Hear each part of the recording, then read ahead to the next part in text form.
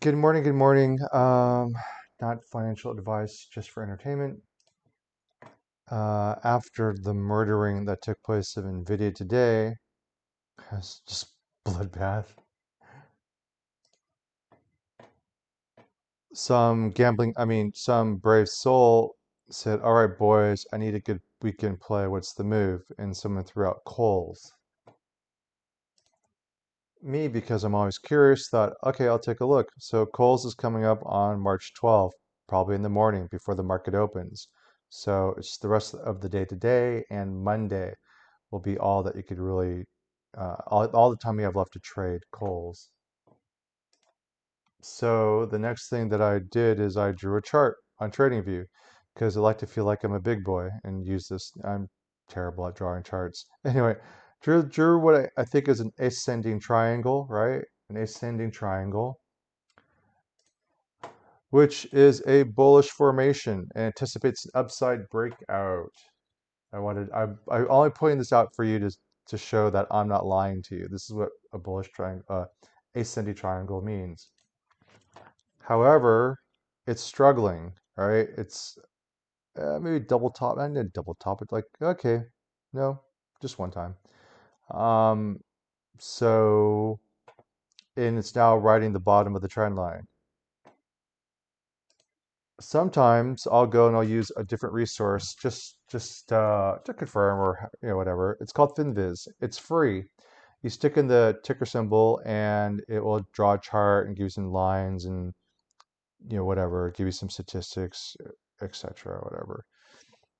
It drew an ascending triangle also. We don't always agree, but people at FinViz are much smarter than I am. So, but sometimes the way they draw charts, I don't agree and whatever.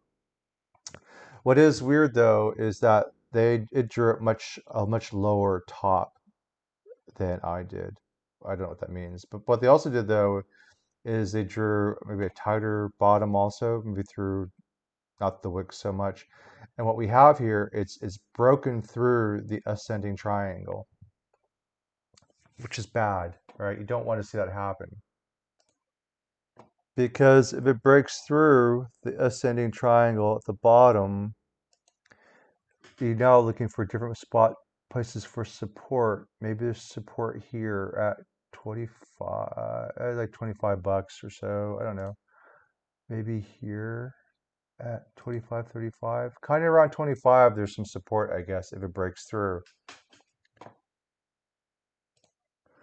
Other issue is the last 3 days, well, before today's a bad day in the market, but when the market was up, SPY was up, Kohl's is trending down.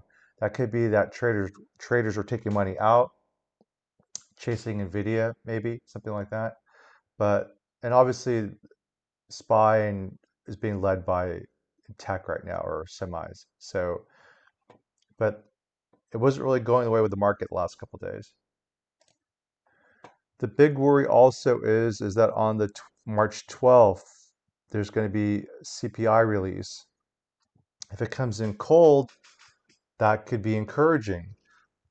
If it comes in hot, that could be bad. It could affect the market, but it could definitely hit, a stock like Kohl's when it's releasing earnings. Option Slam is saying that the implied move is going to be 13% for this week.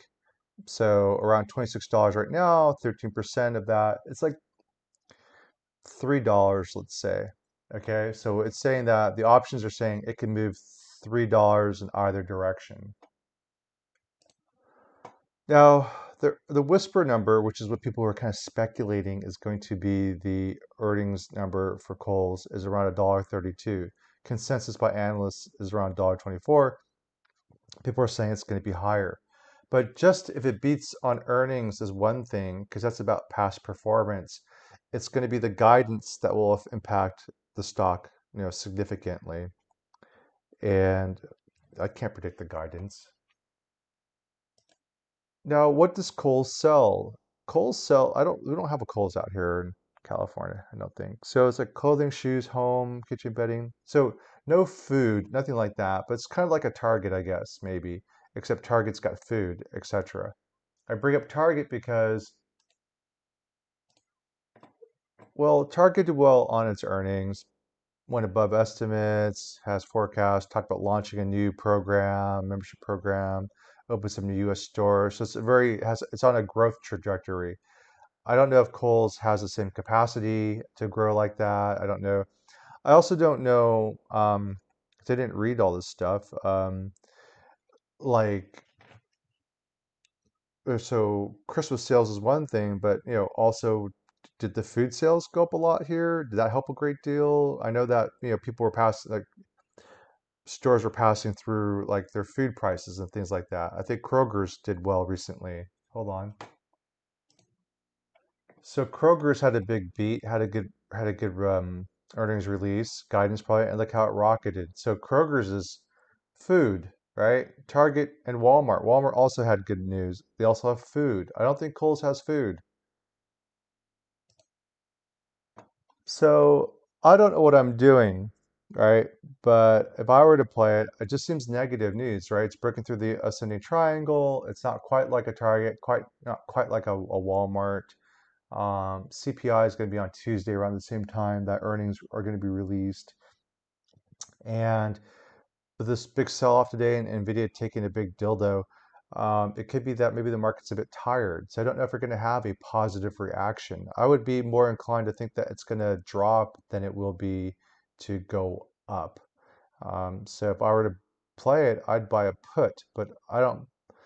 I don't have the balls. I guess whatever. I don't like losing money.